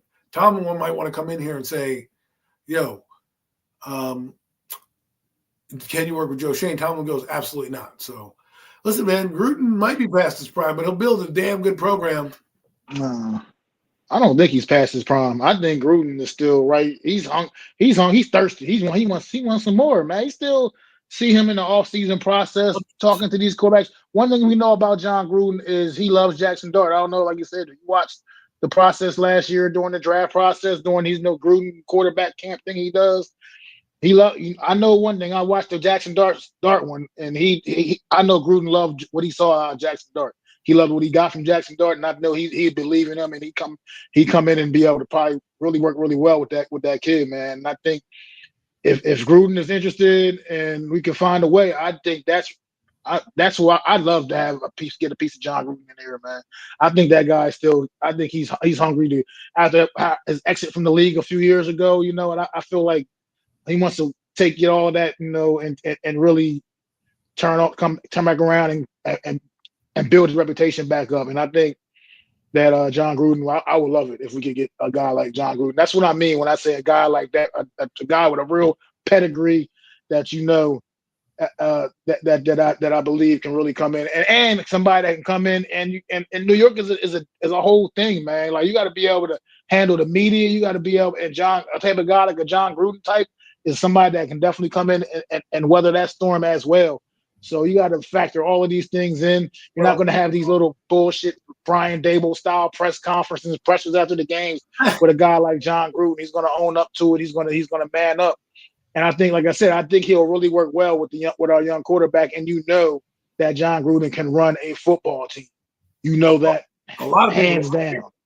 A lot of his ex-players like him. I don't know if he's out of tune. He's been studying. I don't know if this is his ploy to try to get to a coaching thing. John Gruden to me, makes sense on many levels, but I look at it like this. We need to stop worrying about building for Jackson Dart because we already know he's good. We need to get a guy in here who's going to build a team and get a team motivated, right? So, I don't know what they're going to do, but to me, I would look at it like there are the top of the list guys. I'd inquire about John Gruden, maybe not. I definitely want Flores. I'd like what Flores does. Obviously, Well, that's the lawsuit thing with that, though. That just comes down to that lawsuit. Right now, with him having a lawsuit against the Giants currently, I think he's not going to be a top candidate unless that's resolved in some kind of way. What I'm saying is there are avenues to which they could put this to bed. And then, it's a lot of legal backdoor talking. But if they found a way, he's a lawyer, so I'm sure he can get representation to, converse. And they find out, they could settle that probably pretty quickly and say, you know what, let bygones be bygones, right? And come in here and do that. Now, we won't know that. We won't know that until it happens. But I think he should be on the table. I believe you need to make this search. You need to go under every rock and every crevice and make sure the guy that you're hiring is not going to be some jackwagon that came in and impressed you. That's a special teams coach. Not going to be some goofball that your Hall of Fame coach hired and you got scared, so you fired the Hall of Fame coach to keep this guy. Not some guy who failed and had a lot of personality issues with the previous team, but you hired him because he was an adult in the room, right? And then not some guy who's going to be a blowhard to his people, right? The last 4 coaches they've gotten have all been, one, predominantly on the offensive side of the ball, but 2, have had minor flaws going into it, right? And the reason why I would like a guy like a Hafley more so than a guy like let's say a Dable, is because he controlled the program at Boston College. And he basically built that Boston College. He had to recruit. He had to get guys in here. He had to make the final decisions, the final say. Everything was to blame. Plus, he has some, officer experience in the military where he controlled platoons of hundreds of men, right? So those things about him lead me to say, okay, even though he's not had a head coach in the NFL, he's done something on a high level at a high program. If I'm going to go that route with a young guy and he's 42, 47, something like that, and get a guy in here whose defense is playing exceptionally well right now, That's a guy I would like. A guy I'm not trying to go for, even though I do like, is like if I'm going to go with another young guy, I'm pulling a guy like a Shula or a guy like Minter off of these teams. But the reason why I wouldn't want to pick those guys, they don't have the same credential as being a head coach at a college. So to me, I need that coaching experience. Now, there's a lot of guys that might be fired, a la Mike McDaniels. Maybe he gets fired. Maybe Robert Saleh comes in and he takes that guy's OC. There are many different things the Giants can do here with the coach, and a lot of coaches that you're going to see pairing with each other because they're going to have a better opportunity to grow, right? Especially because there's going to be a ton of coaches out there, and there's going to be a ton of teams that need coaches. It's just a matter of which one's going to be the right fit for you. And I just believe the Giants, if they get a guy like Hafley, they'll go with him because he had head coaching from Boston College. If they do something, I don't want Spagnuolo. I know that's been out there. I love Spags, love what he did, but I need a little bit younger. Youth matters, sometimes. I don't need McCarthy is 50-50 for me. I don't really care either way you get him. That's just to me that just to me is just a fail safe. Like, whatever, bro. Like, we'll get Mike McCarthy. He'll come in, he'll build your program, but his defenses have been terrible, right? The last few years. So who's he going to bring as a staff? Hafley can pluck from that LaFleur tree, that McVay tree. Like, there's a lot of things I want to see when they come in here on what they're going to do. But I'm excited for hopefully the candidate list. It shouldn't be the normal Joe Schmoes of the McCarthys, of the Spagnuolo. Like, I don't want those same normal guys. There are plenty of coaches out there. Fuck, Jim Schwartz is out there. Look what he does with that Cleveland Browns team. That defense is cooking. That defense is straight. That defense is fierce over there in Cleveland. You ain't lying. And I mean, his teams were competitive with the Lions, right? They weren't overly bad. They had a quarterback in Stafford, and they won. They just couldn't quite get over the hump. You know what I mean? They were like decent, competitive. They just never could quite take that next step, which is why they pretty much showed him the door. I mean, it wasn't that he was a terrible head coach. I agree with you.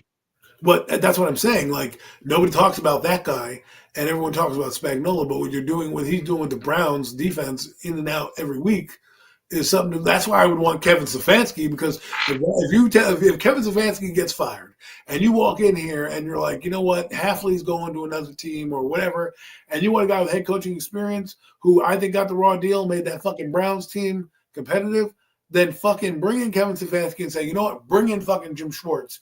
And bringing that entire fucking, side of the ball. And I'm like, I got my offensive coordinator, Stefanski. I got a fucking defensive coordinator that'll know what to fucking do. So, let's do it. Let's do it. Yeah, I'm with it, man. I definitely would support that. But let's talk about it on Sunday, man. New York Giants hosting Green Bay. Gonna be going into this one without Dart. Oh, real quick before we move right into this real quick, that when you brought up the point about maybe they should sit Dart for a few games until after the bye week. I 1,000% would be on board with that myself personally. I agree with you. I think it makes a valid sense. You know that this kid is your future franchise quarterback. You know this kid can play. You don't necessarily have to see anything more to know that this kid can play. At this point, it's about him getting better, being 100%. I just think it will be hard to. I mean, at this point, he's the only thing putting asses in the seats at MetLife Stadium, honestly.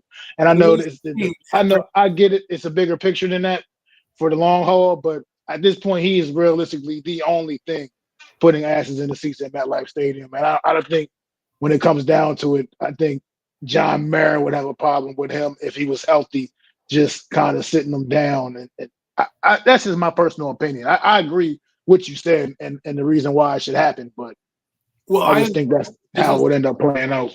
But you got to look at it like this. He's your meal ticket right now. Okay, you want to get a good coach in here, but what, you're going to risk Jackson Dart to play power fucking offense? Like I said, you don't have to convince. I agree with you. I just think that's how it would play out internally. That's just my way of thinking how it would end up ultimately playing out. Before we get into the game, if they do that, and they risk him getting injured again because they want to fucking sell some tickets for the last meaningless 4 games of the year or whatever, and he gets injured, I'm a coach. I'm like, well, I was excited until you fucking put Jackson Dart out there, right, and got him injured. Like, there's only a certain amount of shelf life that you can have for this kid. And I'm not going to risk him before the bye week. If you tell me, if you want to send him 3 weeks, let him get it cleared, take a couple weeks for the concussion to heal and get him back, then I'm all for it. And say, you know what, Jackson, this is not an indictment on you. This is more of an indictment on the position we put you in. We need to see other talent on the field, and we're going to bring you back, but we're not going to bring you back till later in the year to get a little game experience when it doesn't matter that much. We already know how good you are. But right now, sit down. And it doesn't look like his line is going to be out there. There's a ton of injuries on this team. Like, I don't want to risk him right now. Just sit him for the 3 games. And if you come back and you're like, you know what? We think he's healed. He's cleared. Let's play him against the fucking, against the Commanders coming out. Sure, fine. Play him against the Commanders. But Dable's not here. There's no rush to play this guy, get him through the protocol for a guy that was a loony that would run into the tent and say whatever. You got Jameis Winston, who is not going to win you many games, but it'll be a lot of fun to watch. And, just let Jameis reestablish himself and, establish his value. Maybe you'll get something for him next year if you want to trade, because there's going to be a lot of teams that are going to need quarterbacks. And he should not be you can always get another backup quarterback, right? But if the team wants him and they're going to give you assets for him, boom, let him showcase himself. But let's get on to the game. I don't know if you're finished with the coaches. I'm done with the coaches. Yeah, I'm done with that. As I said, let's get to the game because we're already at the 120 mark here. So I mean, I'm glad to really ask Sunday, Green Bay coming in to MetLife, take on the New York Giants, touchdown underdogs at home. Nobody does that like us either. We're always touchdown underdogs at home, no less. It's terrible, but that's what we are. The bad football teams. That's the level of respect you get. What do you think here? What's your thoughts? How do you feel about this game? Like the Giants have even any chance in this one? Well, at first I was very excited because I'm like, oh, Jameis Winston, we're going to win. And now as I peel back the onion, I'm like, I want to pick the Giants because I'm excited. But at the same time, you're going through this turmoil, right? You're not going to not be asked questions about it. You still have Shane Bowen over here, and you're getting a guy who doesn't fit the offense to what you do, right? He's not a running quarterback. He's a stature back there. And while I like Jameis Winston, and I love the energy he brings and the deep balls he's going to throw down the field, he also has a propensity to give the ball up to a team that knows how to create turnovers, right, in the Green Bay defense. And while they didn't play their best game against arguably the best team in football, they're desperate right now for a win. And they're desperate to come in here to do what they can for this team. And I just don't know if this team is going to all of a sudden Brian Dable's gone and now the problems are going to just go by the wayside. I know that Kafka talked to Bowen, but let's be real. Do you believe in Shane Bowen? Because I don't. And regardless of what is out there, they still have a solid run game in Green Bay. And if they get some of their guys healthy, I don't think it's going to take much for them to beat us offensively. Defensively, I think it's going to be a shit show out there because we don't really have much personnel. We have a lot of guys that can go deep, and maybe it'll be fun, but I'm really 50-50 on this. I really want to believe that Jameis is going to be this guy, but then suddenly I look at the Green Bay Packers, and, I think they played down to their competition not down, but they played an horrible game offensively. And with Matt LaFleur's ass on the line, I think he's going to come out and, I wouldn't say shock the world, but I think they're going to cruise to a victory. I think it's going to be like a 28-21 kind of game in MetLife Stadium, And is that a bad thing? No, I think Kafka is going to be serviceable, but let's be honest, he's calling plays. He was calling plays this season. It wasn't like he didn't. The philosophy may change. We'll see. And I don't believe, I'm just thinking Jeff Saturday. I'm thinking Antonio Pierce, but Antonio Pierce was a motivator. This guy's not that. I don't know if him coming in is going to change anything. So it's hard for me to really pick the Giants. So unfortunately, I'm picking Green Bay. Well, I'm absolutely picking Green Bay because, like I said, I can't even seriously pick the Giants at this point with I the think way they go out there and play. I mean, now the only thing they got going for them, I feel like, in this one is against Green Bay, is Green Bay has played down to competition this season as their losses on the year with Cleveland, Carolina are their two losses. Now I know Carolina's a halfway decent team this year, but I mean that loss at Cleveland earlier in the year, that was a bad look, and this football team just hasn't. I don't know. It's something about them. It's just I can't put my finger on it. But this Green Bay Packers team, but yet I'm still not gonna pick them to pick the Giants to win this game. I still can't do it. I feel like it just doesn't matter when it's the Giants out here. They're gonna find a way to fuck it up, man. They're gonna find a way to lose. That's what they do. They do it better than any other team in this league. They find ways to lose. How do you think this team goes from being the team that they were a season ago, where they couldn't score points at all, and the defense was keeping them in football games, and now it's just a complete opposite effect where now they score points, but now the defense stops absolutely nothing. And I don't this team, you just can't. We can't win for losing with this football team, and I can't. I got to go with Green Bay here But on Sunday, man. one last thing I'll say, schematically, when I'm a defensive coordinator, I'm not worried about the run, so I can bring more guys in the box now because I know Jackson Dart. I know Jameis Winston's not Jackson Dart. He's not going to run around and scramble the same way. I don't think we'll see a 25. I mean, we might. You never to say never, but you're not going to see the long runs that you got from Dart, which is part of the package that you put in. I think you're going to see a lot more play action. They're going to try to establish the run game, which hasn't been existent at all. The Bears stifled that shit last week, and I think this team is definitely better than the Bears team defensively. And I think this is where the game could get out of hand, is where you're putting Jameis Winston back there, and he's just constantly throwing the rock. And again, he has a propensity to turn the ball over, and I just think that's what's going to end up happening. I mean, I agree. I think what you're going to see is, to me, Jackson Dart always gives the Giants a chance. Obviously, without him, I don't think the Giants had that same chance. Jameis Winston is going to be that guy. Sure, you're going to get some big shots down the field. Hell, you might even see a Jalen Hyatt appearance because Winston's a quarterback, and Winston will just stay run long, and maybe Winston will actually hit him on something. Who knows? You don't know you just never know what to actually expect, man. And I just think you do know what you're getting on James Winston. So I just feel like, unless he's good for pulling a couple of them games out of his ass sometimes, where he looks like the number one overall pick that he once was. But they're few and far in between at this stage, man. And I can't just go on that. I just gotta, I'm sticking to my ground. It's going to stay the same. I don't think I'm changing that pick. It's going to be Green Bay for me all the way here. But the Washington Commanders, man, they competitions are getting a little easier this week for them. But Miami coming off a big win, man.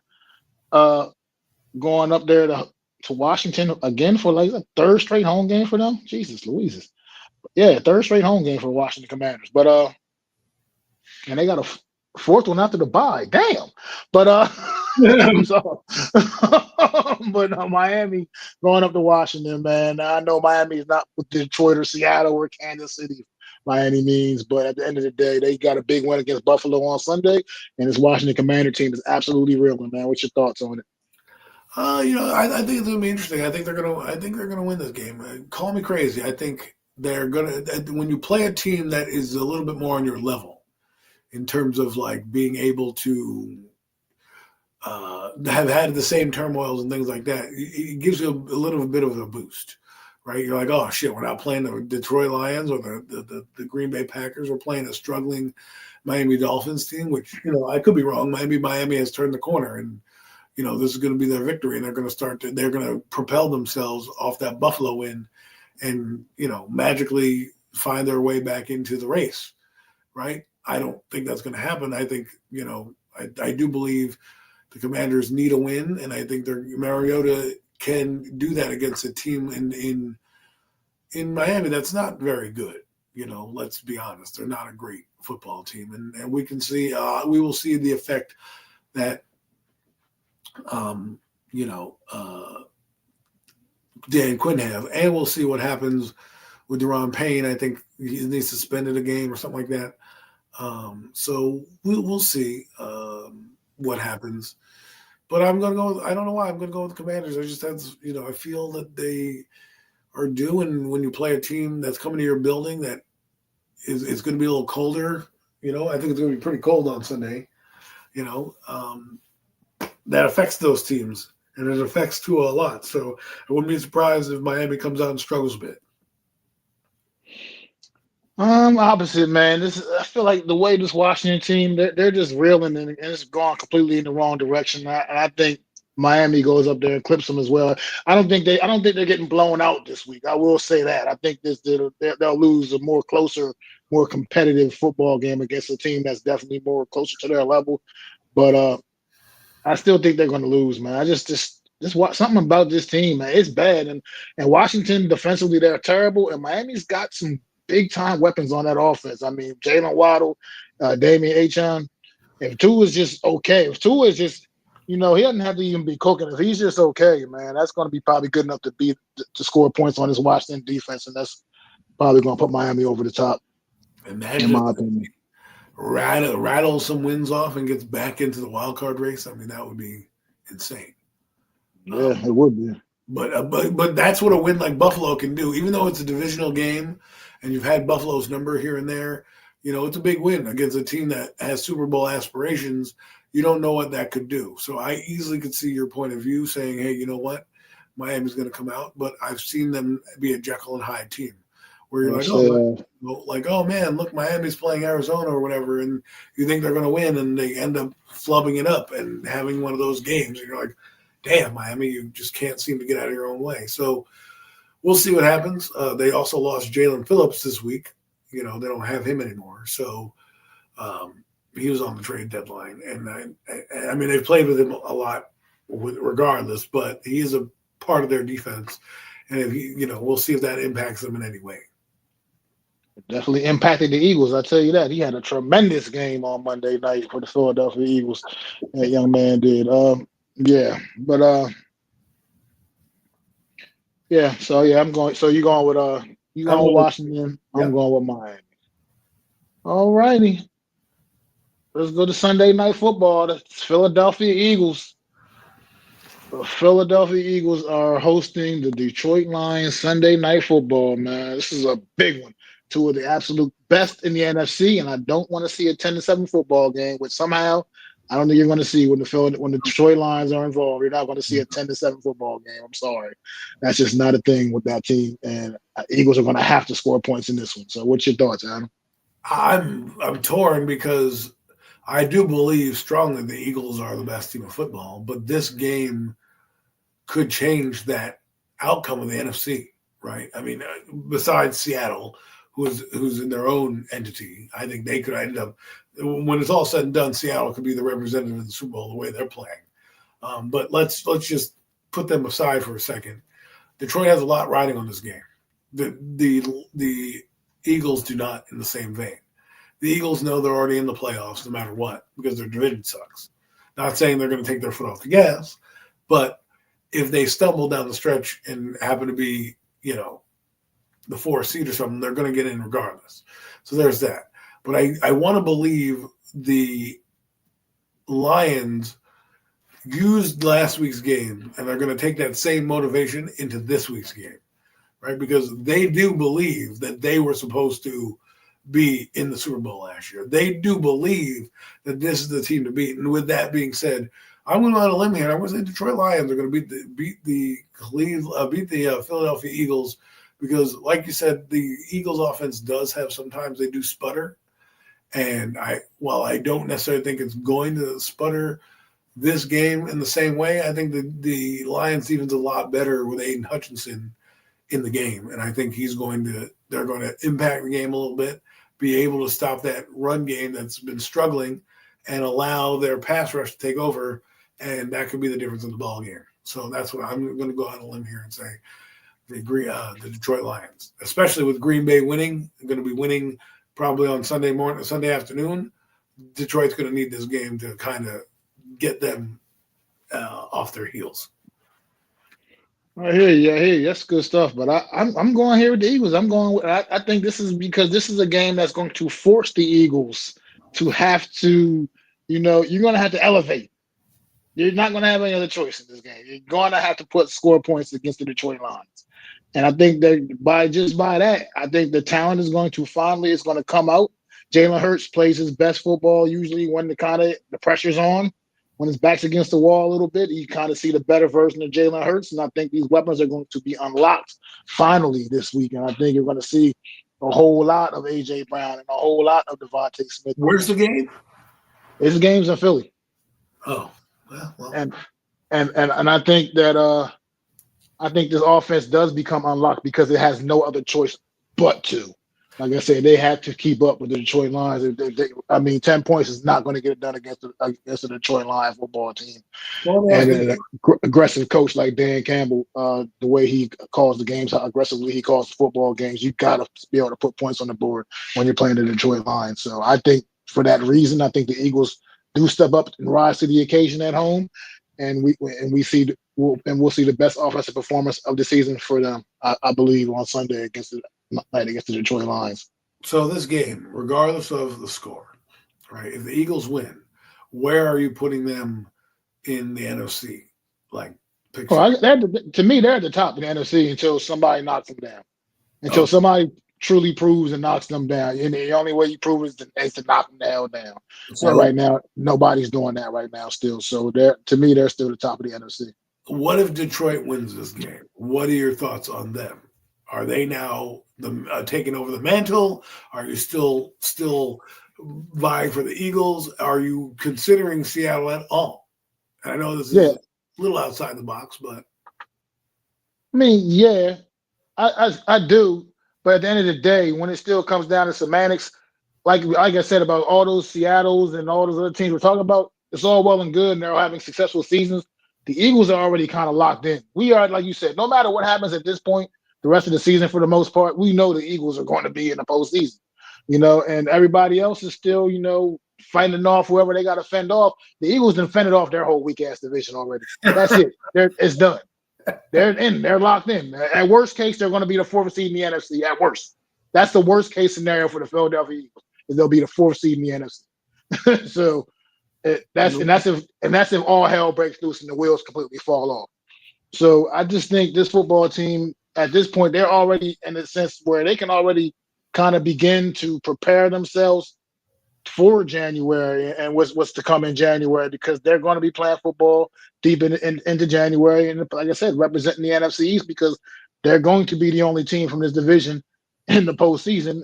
And that's just what it is. Like I said, they pretty much already have it locked down. So I just think it's tough to, even if Detroit was to win this game this week, this is the regular season, and yeah, sure, maybe you'll be technically, above and number one technically right now, and as the regular season goes, but it's still about knocking the Eagles off that throne, man. They are defending champs, and they're going to get an opportunity to defend those titles. I mean, they're going back to the postseason for sure. So it's kind of a tough way to 10 times look at it. But Seattle is, like, I agree, they're playing great football. That NFC West and that NFC North, somebody's getting the short end of the stick out of one of those two divisions, because one of those divisions is going to have 3 playoff teams, and one of those divisions is only going to have 2. And it's going to be tough. And it's going to be tough because it's going to most likely be a good team that's going to be on the outside looking in, unfortunately. So it's going to be fun to keep an eye on all of that going down the stretch, man, the rest of the way. But we got one more game left, and that is the team we haven't talked about today because they had coming off a bye week. Dallas Cowboys Monday Night Football. Are they going out to Vegas? Yes, they are going out to Vegas for Monday Night Football, man, taking on them Raiders, man. Adam, how you feel see the Cowboys coming out their bye week? Every time I pick the Cowboys, they fail me. But I'm going to pick the Cowboys anyways because I think they have a chance to kind of take their time, reset, and we can see what adjustments they make. They just got Queen and Williams in the game. They got Logan Wilson. They're paired with Kenneth Murray. I expect to see a better showing. I expect to see the Cowboys flying around and coming out fresh and really kind of going to attack the last 8 games with a mentality of we're going to play for the best record. We may not make the playoffs, but at least we're going to, try to finish the season out strong and build on for next year. And I want to see what Keenan Williams does. I think him and Kenny Clark are going to be able to stifle the run together. Now, how are you going to double team when you have Keenan Williams in the middle? They've got a couple guys, Houston and that kid 41 from Boston College, who are starting to come into their own, and Dante Fowler as well in the pass rush. I think with Luke Wilson or Logan Wilson, I think they can have a solid linebacker to pair with Kenneth Murray that will be able to put it together. And I think they're getting Chevelle back. I think they're the third-round pick that they got, so they're going to get a little bit of cornerback help. So I think this game is made for the Cowboys to come out and really, I wouldn't say get back in the season because there's so many teams ahead of them but I do believe it's going to be a win and not even close, to be honest with you. This is a tough one for me to call because the Cowboys, similar to the Commanders, defensively, they are such a liability. And I know the Raiders haven't exactly been a juggernaut offensively, but they got a couple of weapons over there, too, that can exploit some of the weaknesses on this Cowboys defense. Brock Bowers being the ultimate one of those weapons. I could see him going out there and really having a big night against this Cowboy defense. And I'm going with it. This Cowboys team gives me no confidence. When you watch their performance the last couple of games, they just give me zero confidence. I mean, I didn't realize the back-to-back Monday night games for the Dallas Cowboys, even though they had a bye week in between them. But back on the prime time, and I think they're going to have a similar result as we saw against Arizona a couple weeks ago. Man, this Cowboy team that just they can't stop anybody, man. And I just think a guy like Brock Bowers is going to feast on this defense. Geno Smith does have to have the arm talent to exploit this Cowboys secondary, which has been a glaring weakness for them all season long. And so I just think the Raiders get the small little upset, I guess you would call it. So I like the Raiders here. Wow, interesting. Yeah, we're not seeing these games eye to eye this week, Adam, at all. We're only agreed on the Giants and Green Bay. Well, that's why we got to, that's why we keep the first show fresh, not always agreeing. People want to come here for real takes, so got to give them something. Well, yeah, I just know it's just the Cowboys coming off the bye.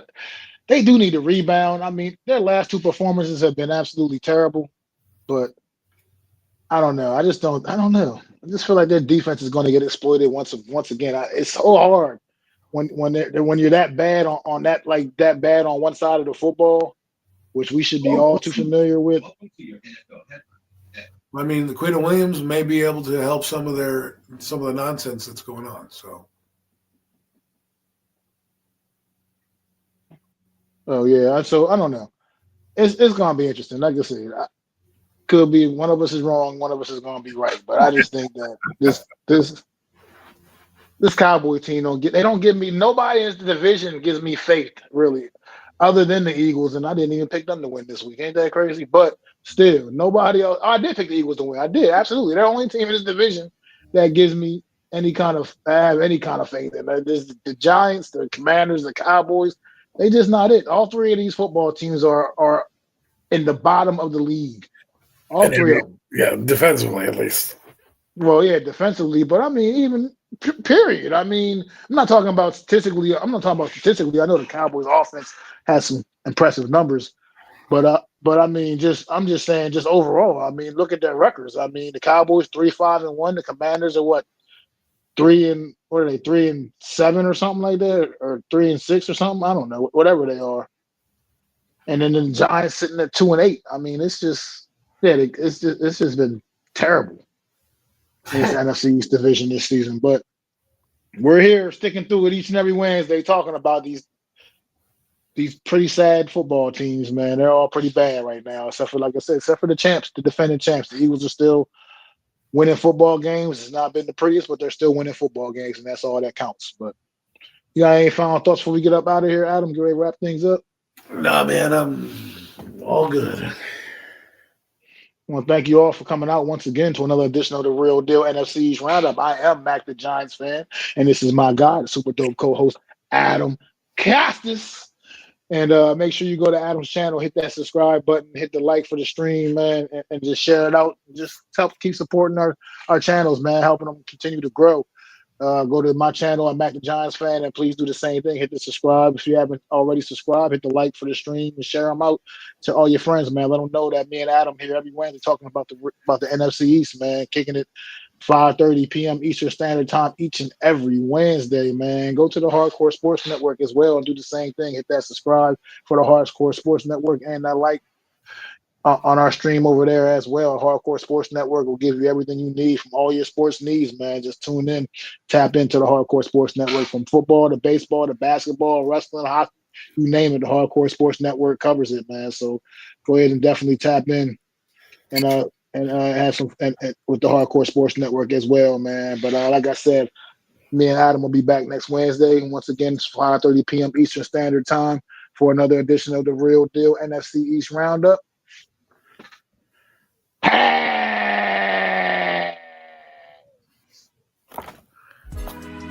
I'd like to thank you all for listening. If you was feeling this, please take time to subscribe and smack them likes. Feel free to drop a comment. Let me know what you think. Don't forget to ring that bell so you know when I'm dropping new content. It's your boy, Mac the Giants Fan. You can find me on Twitter, YouTube, and Facebook at Mac the Giants Fan. That's MACDA Giants Fan.